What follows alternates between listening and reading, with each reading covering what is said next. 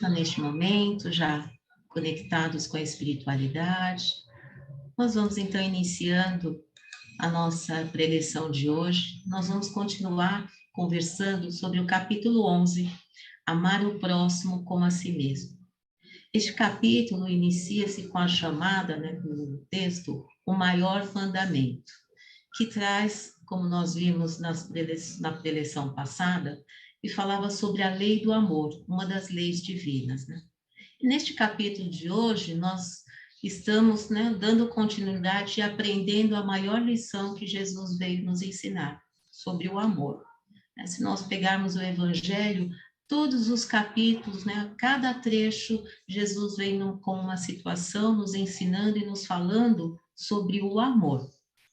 E nós vamos continuar esse nosso aprendizado, aprendizado de vida, de várias vidas, dando continuidade nessa lição das nossas reencarnações, pois não é que nós ainda estamos aqui neste mundo, nessa escola, que é o nosso mundo, e ainda repetimos de ano na matéria amor. Então, hoje nós vamos falar do item 5 a 7, que é intitulado Dai a César o que é de César. Mas vamos nos reportar, então, para realmente pegarmos a essência desse item aos tempos de Jesus, onde havia a dominação romana sobre o povo hebreu, o judeu, e eles seguiam as leis judaicas, e nós tínhamos os fariseus e os saduceus, que eram os conhecedores e intérpretes das leis. E eles eram a autoridade local, mas mesmo assim todo o povo era submisso à autoridade de Roma, ao César, na época. E naquele momento, o povo pagava tributos ao Império Romano. Eram os impostos, e estes, na maioria das vezes, o povo era contrário ao pagamento desses impostos, porque além desses impostos ao Império Romano, também se pagavam os dízimos e nas ofertas que eram feitas nos templos, nos quais os fariseus é que administravam os templos, então cuidavam dessa parte do dinheiro. Mas estava então Jesus em uma das suas atividades de ajuda, de amparo, e de ensinamento na prática das suas palavras, quando os discípulos de fariseus, em atendimento a seus superiores, que sempre procuravam em qualquer oportunidade para testar e condenar Jesus, contra as leis judaicas, então esses discípulos dos fariseus vão até Jesus e, montando uma cilada para ele, perguntam a Jesus em frente de todo o povo: Mestre, sabemos que és verdadeiro e não se te dá de ninguém, porque não levas em conta a pessoa dos homens. Dize-nos, portanto, qual é o teu parecer? E perguntam para Jesus: é lícito dar tributo a César ou não? Aí Jesus, entendendo essa colocaçãozinha sagaz da pergunta, mas mesmo assim, aproveitando como sempre o momento para nos ensinar, Jesus diz: mostrai-me uma moeda. De quem é esta imagem e inscrição? Pergunta Jesus. E respondem todos: é de César. Então, Jesus olha para todos e diz: dai a César o que é de César e a Deus o que é de Deus. Então, esse trechinho do Evangelho de Mateus, capítulo 20, o versículo 22, acima, que nós comentamos, ele mostra Jesus vivendo um momento em que os fariseus maliciosos querem arrumar um jeito de acusar Jesus de algum crime para os romanos. No primeiro momento, eles fazem elogios, como a gente pega, e no segundo momento, eles fazem a pergunta capciosa: é lícito pagar tributo a César ou não? E uma pergunta que, se fosse respondida, sem o devido cuidado, colocaria Jesus numa situação muito difícil. Se Jesus dissesse que sim, era lícito pagar impostos a César, o povo estaria contrário a Jesus. E se Jesus dissesse não, então também estaria contra a uma autoridade estabelecida naquela cidade. Então, primeiro de tudo, Jesus reconhece que os seus interlocutores, os fariseus, eram maliciosos. Então, depois, não se deixou levar também pelos elogios que foram feitos no começo. Ele ouviu a pergunta e se fixou naquela pergunta. E em seguida, então, Jesus dá sua resposta de uma forma muito simples e óbvia, né? Pedindo uma moeda aos fariseus e perguntando para eles de quem era a imagem gravada na moeda e as inscrições. Então, que eles respondem, é de César. Então, a moeda é dele. Dai, pois, a César o que é de César. Nós vemos assim que desde aquela época, né, os governos que exercem autoridade sobre nós, também naquela época, se guiaram por leis, pelo sistema social que nele todo mundo estava inserido, mergulhado. Logo foi dado a eles, né, o direito de cobrar o cumprimento das leis do seu momento e fazer as regras para que a economia ou o sistema funcionasse. Então, dai a César o que é de César não deve, entretanto, ser entendido de um modo restrito e absoluto. Como em todos os ensinamentos de Jesus, há sempre, né, nele um princípio geral, resumido de uma forma prática e usual.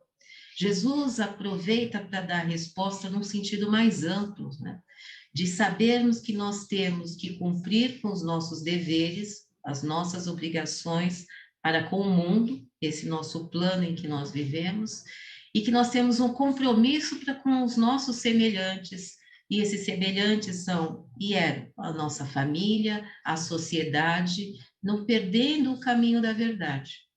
Jesus mostrou naquela época que não se deveria causar nenhum prejuízo ao outro, prejuízo material ou moral, e nenhuma violação aos interesses de ninguém.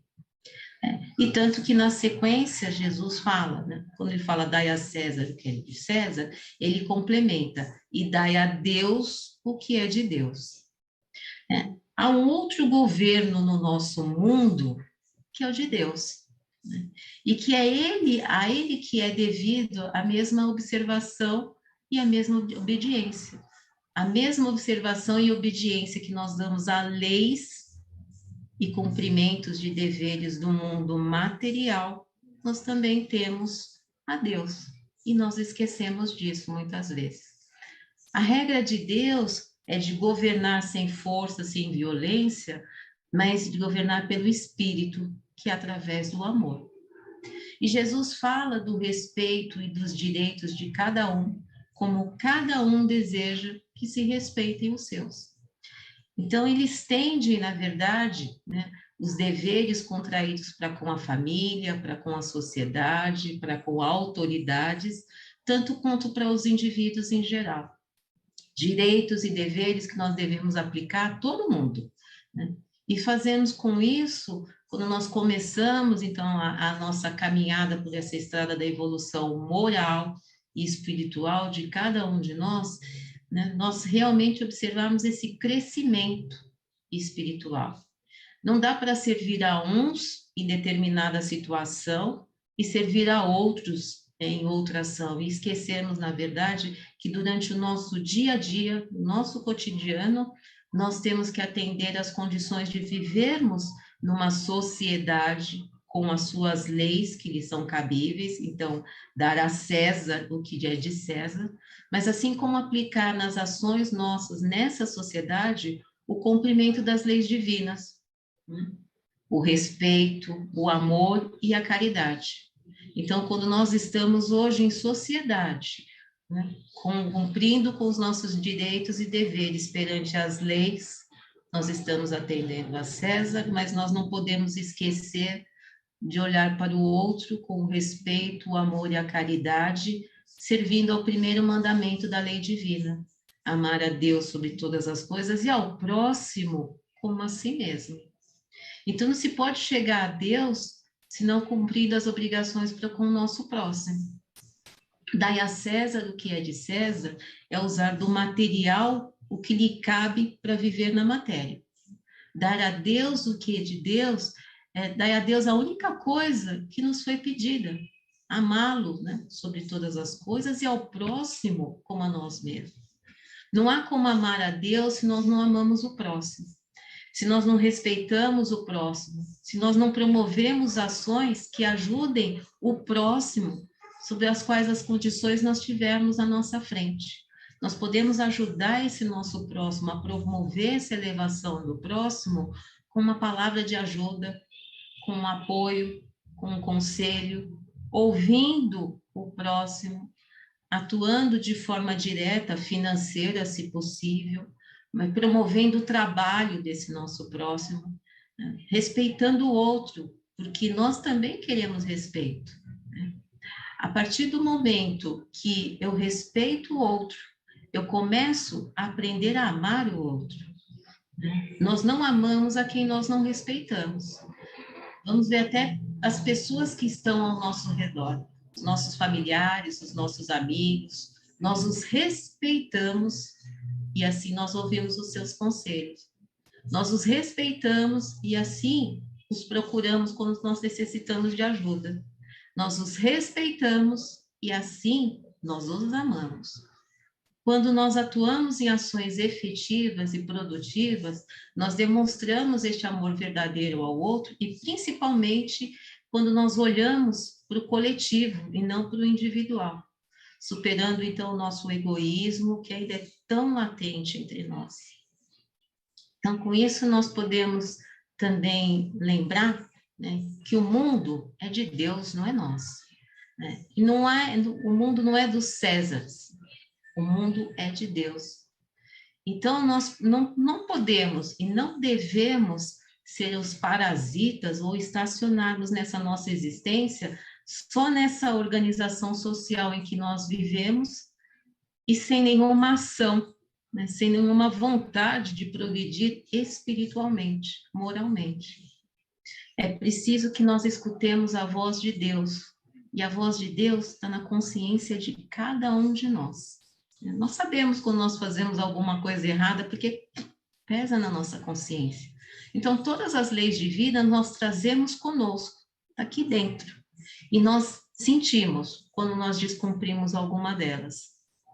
Então, dar a Deus o que é de Deus é oferecermos o melhor de nós em favor dos outros. Tem um livro, o Pão Nosso, pelo Espírito Emmanuel, e ele traz no capítulo 102 essa chamada sobre dai a César o que é de César e a Deus o que é de Deus. Esse capítulo chama-se Nós e César. E eu vou ler, ele diz o seguinte: em todo lugar do mundo, o homem encontrará sempre, de acordo com os seus próprios merecimentos, a figura de César, simbolizada no governo estatal. Maus homens, sem dúvida, produzirão maus estadistas. Coletividades ociosas e indiferentes receberão administrações desorganizadas. De qualquer modo, a influência de César cercará a criatura, reclamando-lhe a execução dos compromissos materiais. É imprescindível dar-lhe o que lhe pertence. O aprendiz do Evangelho não deve invocar princípios religiosos ou idealismo individual para eximir-se dessas obrigações. Se há erro nas leis humanas, lembremos a extensão de nossos débitos para com a providência divina e colaboremos com a governança humana, oferecendo-lhe o nosso concurso em trabalho e boa vontade, conscientes de que desatenção ou revolta não nos resolvem os problemas. Preferível é que o discípulo se sacrifique e sofra a demorar-se em atraso ante as leis respeitáveis que o regem, transitoriamente no plano físico, seja por indisciplina diante dos princípios estabelecidos ou por doentio entusiasmo que o tente a avançar demasiadamente na sua época. Há decretos injustos ou malévolos? Recorda se já cooperaste com aqueles que te governam a paisagem material. Vive em harmonia com os teus superiores e não te esqueças de que a melhor posição é a do equilíbrio. Se pretendes viver retamente, Não dês a César o vinagre da crítica amarga ou agressiva. Ajuda-o com teu trabalho eficiente no sadio desejo de acertar, convicto de que ele, César, e nós somos filhos do mesmo Deus. Então, com esse texto de Emmanuel, nós podemos muito bem trazer para o nosso dia a dia, né? Nossa atualidade, e enxergarmos, né? Como ele diz aqui, em vez de darmos a César o vinagre da crítica, a todos que estão à nossa volta, que nós façamos o nosso trabalho, a nossa parte de compreensão, entendendo que ele também é como nós, é nosso irmão, o Filho de Deus. E em darmos, né, o vinagre da crítica, nós podemos lembrar e ver hoje no nosso dia a dia que nós usamos muitas vezes maleficamente as redes sociais. Né? A maioria das vezes, se alguém dá uma opinião contrária à nossa, a gente cai em cima criticando, rebaixando, atacando, e poucas vezes nós vemos multiplicadas as ações verdadeiras e contínuas, né, do bem, né? As ações simples, renovadoras e ativas.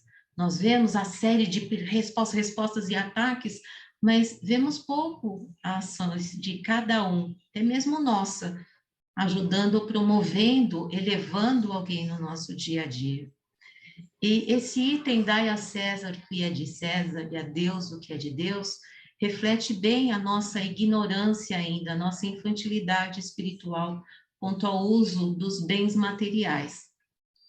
Pois ainda nós vivemos no individualismo e nós não aproveitamos a matéria para dominarmos os nossos instintos.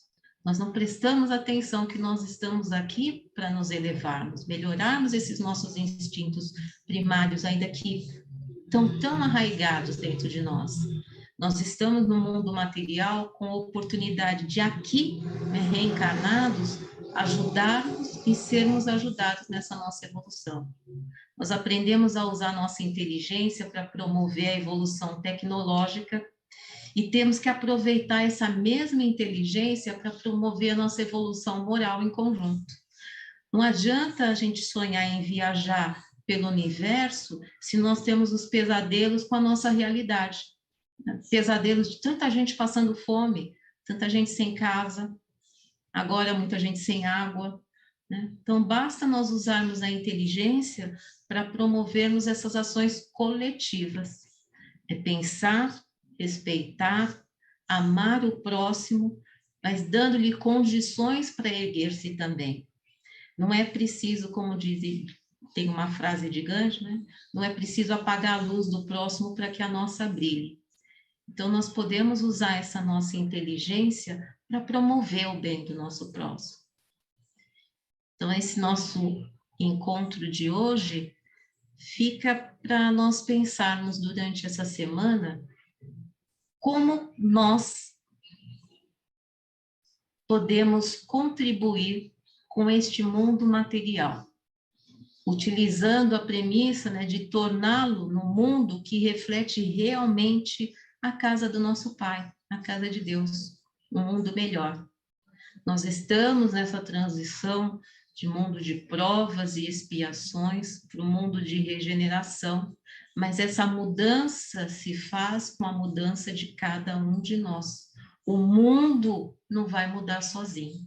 A mudança de cada um de nós, a nossa elevação, o nosso crescimento espiritual e moral é que vai promover essa mudança do coletivo, a mudança do nosso mundo. Então, fica para essa semana nós relermos, né, esse capítulo que nos fala do maior mandamento, que é o amor, e novamente nesse item, dai a César o que é de César e a Deus o que é de Deus, nós temos essa compreensão, que nós estamos neste momento no mundo material com todas as oportunidades para o nosso crescimento espiritual. O homem, através do homem, que vai conseguir dar esse passo, né? Subir essa escada de elevação. E aqui, o nosso mundo material nos dá essa oportunidade. Nós estamos reencarnados aqui para isso, né? Então, vamos ver se por essa oportunidade, por esse ano, mais uma vez, nós aproveitamos essa oportunidade e tentamos não ficar de recuperação ou repetir no ano na matéria do amor. Vamos ler com muito carinho e assimilar esse ensinamento de Jesus mais uma vez, nos mostrando que através do amor, da compreensão, do perdão, é que nós podemos realmente alcançar esse mundo melhor.